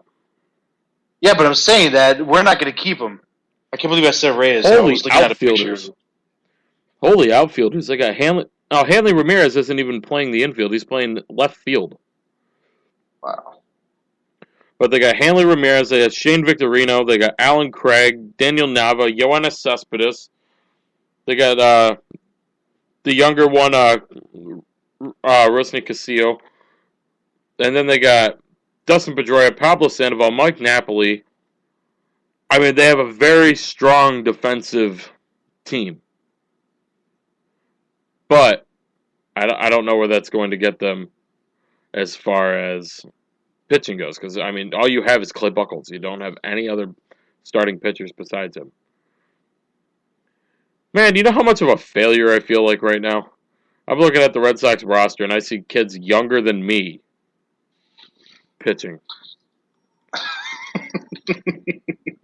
Yeah, it happened to me right now when I was looking at Jose Fernandez. Mm-hmm. I'm like, this guy was born in 1992, and this guy's a beast. I'm looking at the Red Sox 40-man roster that they got right now. Let's see. We got freaking David Ortiz, who was born in 75. Old fart. You got, let's see, 90, 92, 93, 90, 92, 90, 92, 92, 91, 92, 90. I feel like such a failure. Man, we're going to have, like, crap for listens. People are going to be like, what the hell are these guys doing for this show? Why are you saying that? We've just been, like, blabbering and just randomly talking and just, Well, you know what? We started looking at the stats, and it kind of got us depressed, so we're sorry, folks. I didn't get looking at nothing today. Hey, how about that? Hey, they're actually pretty good so far today. All right. I feel a little bit better now. People are liking us just blabbing like idiots. Oh, hello, Thunder Radio. I didn't realize that they had come. Oh, well, you took care of that one for us. Guys, this is what happens. This is live radio. We're crying here about our age and that we're not pictures for the. This is what happens when you do a show that right now in half of the Eastern Hemisphere there's it's Thanksgiving right now. At least it would be in America. But yeah, that's what happens when you do the show the day before Thanksgiving, Thanksgiving Eve. I wonder if Al broke out the cranberry vodka during the commercial break. I do have the cranberry on my desk and the vodka right next to me too, but I'm just not putting them together yet. Well, maybe we got to take another commercial break here, guys, and maybe we should let Al go get his cranberry vodka ready. All right, we're about to end the show here. We got like a few minutes, and I know we got a couple more topics to hit up, right? Yeah, let's jump right into it. One of them is, and it's an interesting story, and it's Chris Jericho. And he's working on a new deal with WWE. However, it's not going to be a normal deal. He's going to essentially be the yin to the yang in a ratio of him to Brock Lesnar. Brock Lesnar only shows up for TV. Well, Jericho may only be showing up to work house shows. What do you think about that, Al?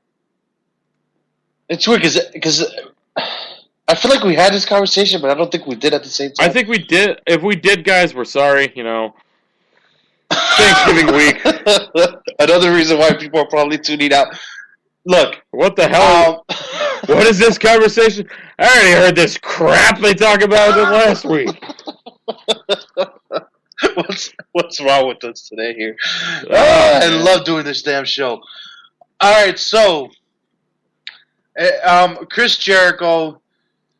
I mean, all right. So the talking about his new contract, saying that possibly he's just going to do live events, kind of makes sense to bring in somebody as of his caliber to sell these tickets, especially when you don't have the world champion there, and they're doing 2 live shows at the same time, and a lot of times John Cena, there's only one John Cena, so it's kind of difficult to sell tickets to both shows. Yep. It's just weird because he's always had, and now they're saying that he might be at the 2015 Royal Rumble as well. I'll be very happy if we see Chris Jericho show up at the Royal Rumble, and it's going to be very interesting about the 2015 Royal Rumble, it being a 40-man Rumble. And another thing, I believe we talked about this a couple weeks ago, but I'll mention it anyway. No, you know what? We didn't. I reported it because I was actually reporting for once, and that's probably why your site had absolutely jack crap for hits that day. But it's also being talked about that there could be some surprises planned. Did we talk about this last week? That we could get some ECW originals? I think so. Oh, well, I mean, it's going to be interesting to see if we get some ECW names, whether or not maybe that means Rob Van Dam comes back. Oh, my God!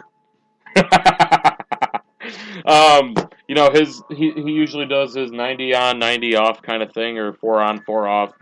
And, I mean, he left at the end of August, so, Royal Rumble's 5 months out, and, I mean, he'd be back for WrestleMania, Extreme Rules, Fastlane, is that what we're calling Extreme Elimination Chamber now?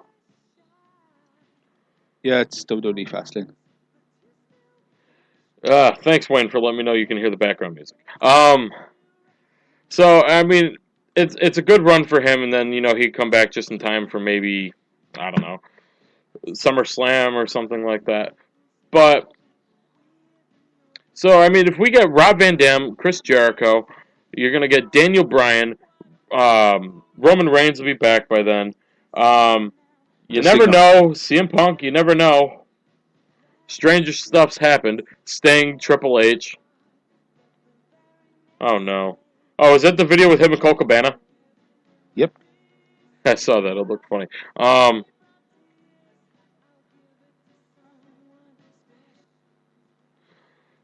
Al, where are you? Of seeing Chris Jericho come and go. How are you tired of it? He does a good... I don't know. I wanted to come back as a heel. I'm tired of seeing Mr. Happy, I love the WWE Universe Chris Jericho. I want him to come back, and I want people to boo him, and I want him to be a heel, and I want him to be... I am the best in the world at what I do. Do you understand what I'm saying to you right now? You sound horrible, Bio. You sound nothing like Chris Jericho. And I am the $1.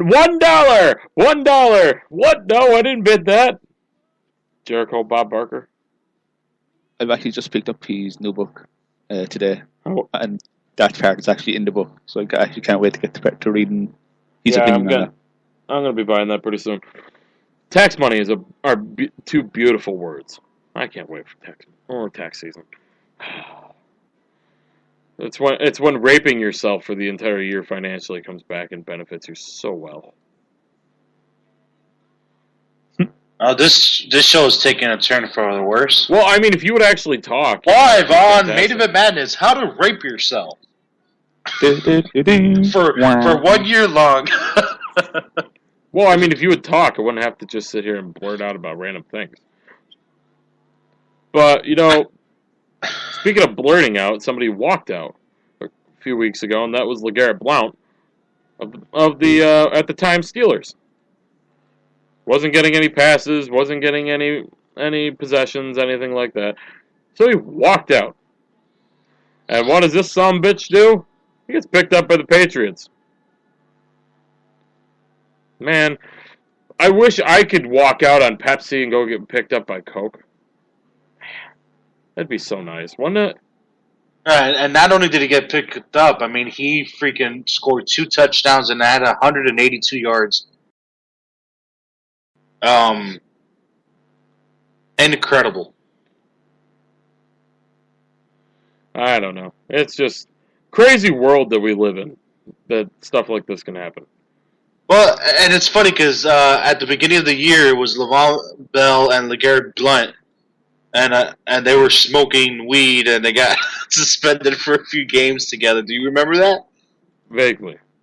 Yeah, they were smoking weed. They got pulled over. They were smoking weed. They both got arrested or cited, whatever the case was, and were suspended the first 2 games together. So they thought that 1-2 punch was going to be the whole season, but Le'Veon Bell has lived up to his potential and then some. So I mean, you know what upsets me is that I try to hate the Patriots. I despise those sons of bitches. But John, think about it. The Patriots have done it the right way. They didn't pull a LeBron James, Dwayne Wade, and Chris Bosh. They didn't pull that type of stuff. They actually have always built within. Look at what Tom Brady. It's not even what Tom Brady's working with because now they're stars.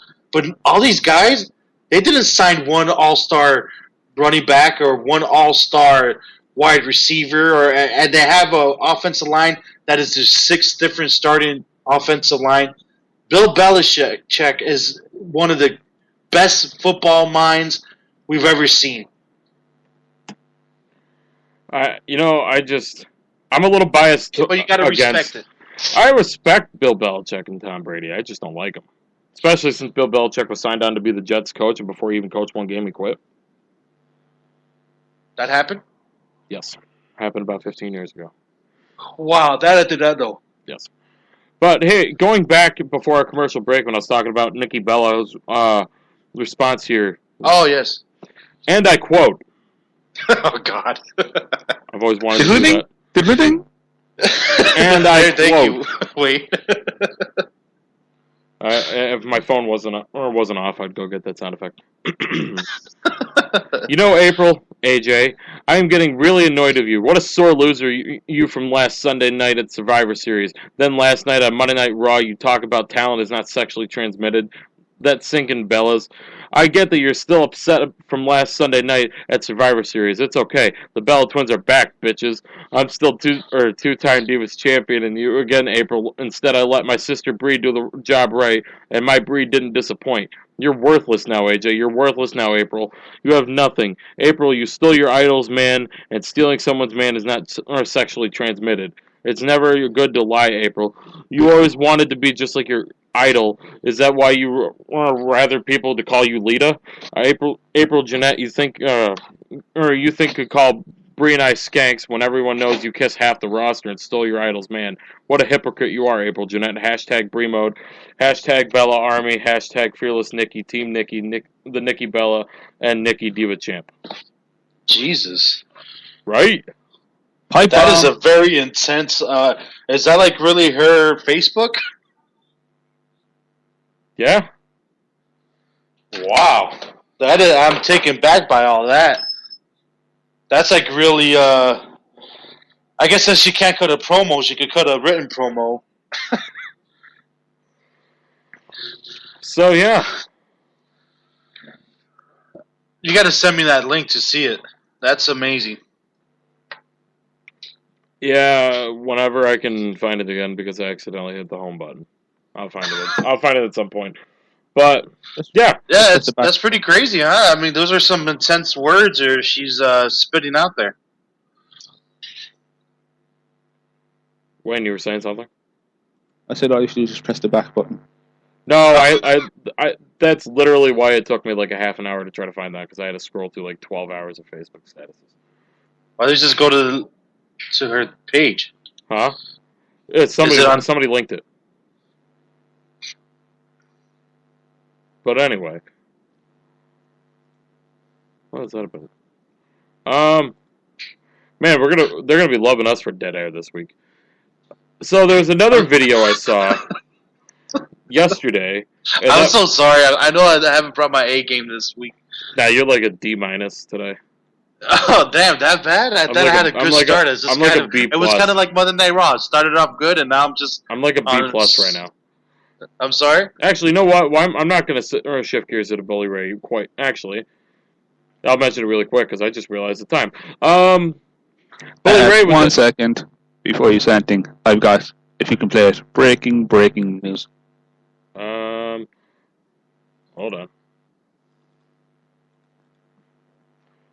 Come Al, on. for once we actually get to do this. And it means something. I can't find it. The following is a breaking news alert brought to you by Main Event Madness.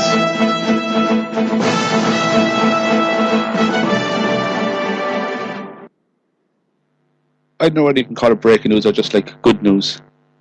But Mr. Bad News is now an American citizen.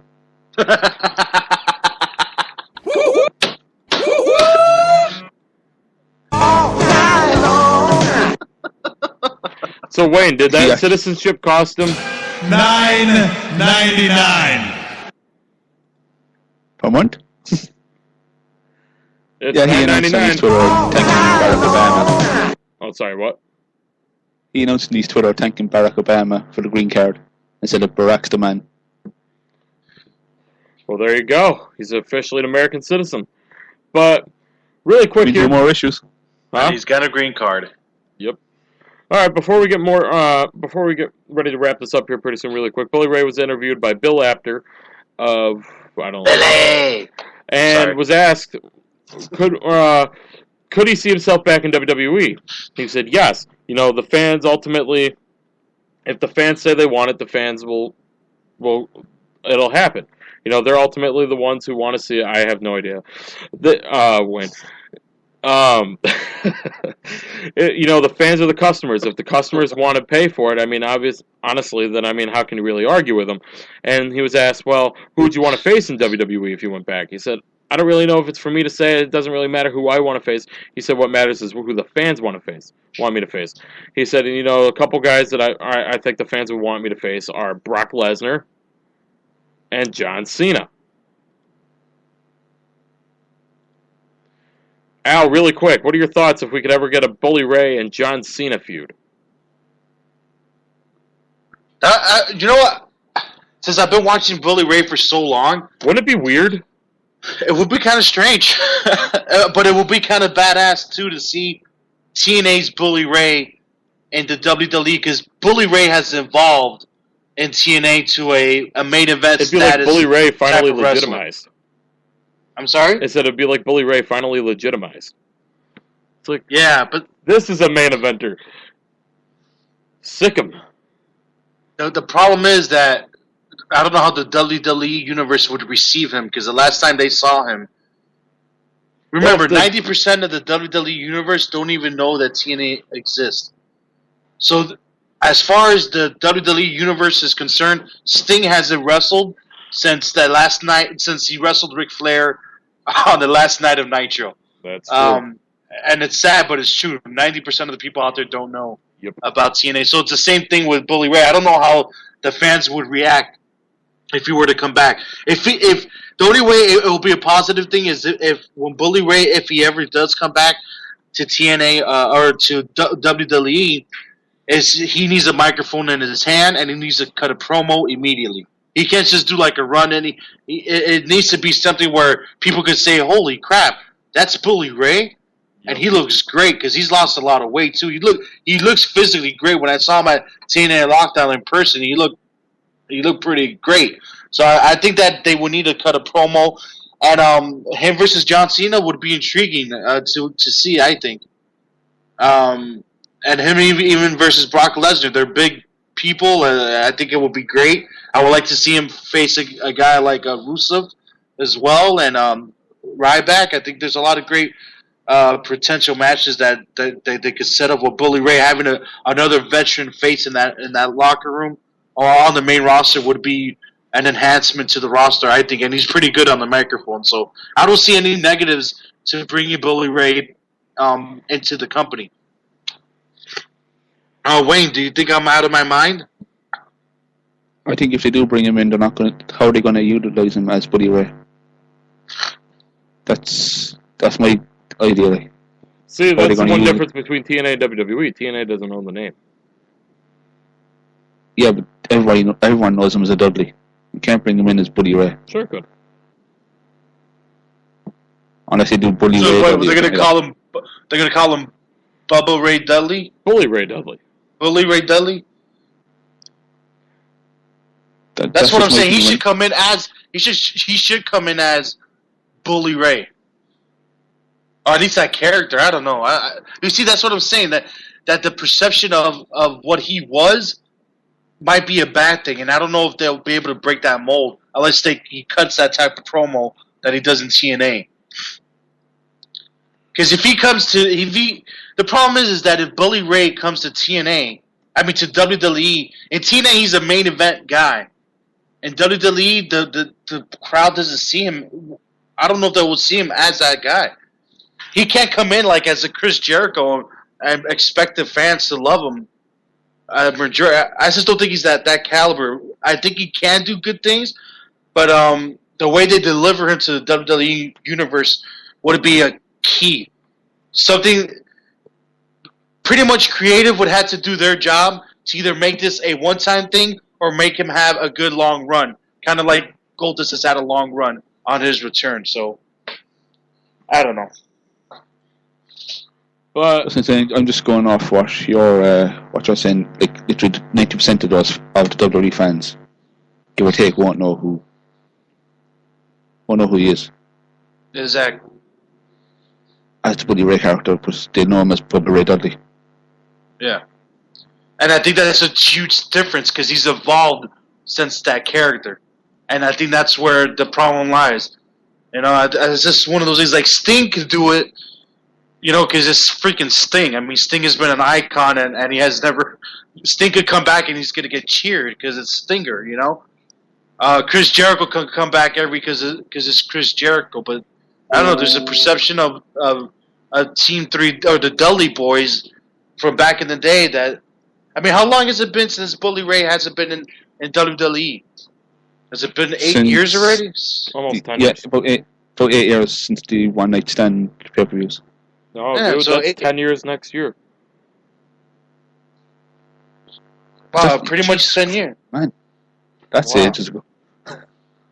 We're getting old. Yes, we are.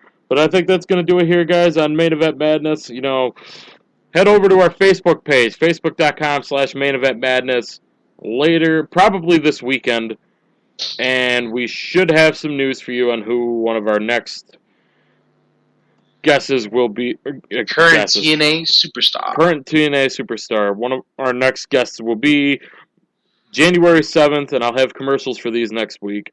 January 7th, we have Tyrus, or as he was known in WWE, Brodus Clay. January 14th, I believe, we have David Hero and Al Snow, a double interview, if I'm not mistaken on that. Yes, it's gonna. I'm pitting the best friends against each other. Oh, shit. I mean, poop. I actually have a question before you wrap this up. Is the Tyrus interview live on January 7th? I believe so. I believe so, yes. Because that could be live from the Manhattan Center, where TNA are going to be taping for Destination America. Oh, that's right. I didn't even think about that. I'm going to add to Tyrus, and it's hard to call him Tyrus Brodus Clay. I'm going to have to speak to him about that. And don't miss, just to piss Al off, don't miss next week, Main Event Madness going Christmas, which if you visit maineventmadness.com, Al put up some snowflakes up there. It's Christmas! He wants to do a month long of Christmas songs. Wayne, what the hell am I going to do with that? Wayne actually liked the idea if I used decent Christmas music. Oh, what you're going to do is listen in and sing along. It's Christmas. We're going to have 2 hours of Christmas sing along. Just because it's still summertime weather down there in Miami doesn't mean you got to be, Ebenezer Al, okay? Do you know we had like 88 degrees yesterday? I wanted to shoot myself. Dude. It's hot as balls out here. It's 35 degrees here. I'd take the 80 in a heartbeat. Come on, at least you know it's Christmas time. Over here is always damn sunny. We didn't even get... it's horrible. It's horrible. All right, that was my little rant. All right, guys. Main Event Madness, it was an awkward show. It's very awkward show. Hopefully people... I want to say a couple things. I don't care if it's a little overtime here. It's tomorrow's Thanksgiving. I don't know how it is from your neck of the woods, Wayne. I don't know Yeah, you it's guys don't Thursday really for them. celebrate that, right? It's Thursday for them. Not really. Not really. Well, down here, everybody gets drunk, and I don't know how it is up north, because you guys are usually snowed in and screwed and don't really drive around. But down here in Miami, everybody gets drunk and drives and kills people. Be safe. Eat your damn turkey. Be safe. Don't get behind the wheel of the car if you're drinking, because I got family too, and I got to hit the highway a lot. I'm going to be drinking, but my wife's a designated driver, so be smart about it. Eat a lot of food. Be safe for those who celebrate. And everybody in Ferguson, I think you guys are a bunch of jackasses for looting. I feel bad that the kid died, but that's my little rant. Story.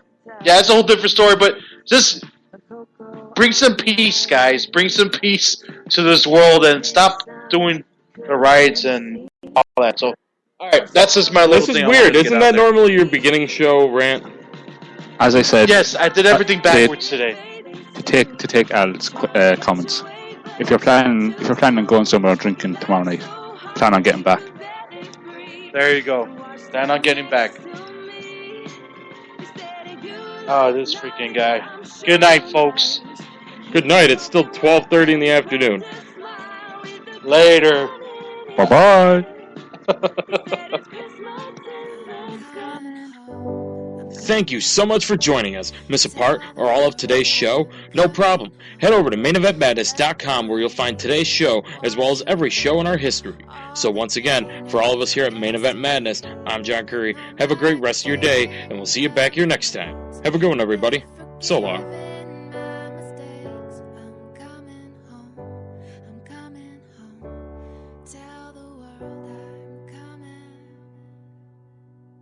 Thank you, Lord. Thank you, Lord. I'm coming home. Tell the world that I'm coming home. I'm coming home. Let the rain wash away Feel all the good. pain of Feel so yesterday. free. Feel my Ain't no place like home, baby. and they're forgiving Ain't no place my like home. mistakes. I'm Coming home. home.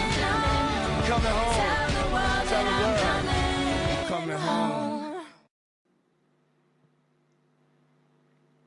You're still here?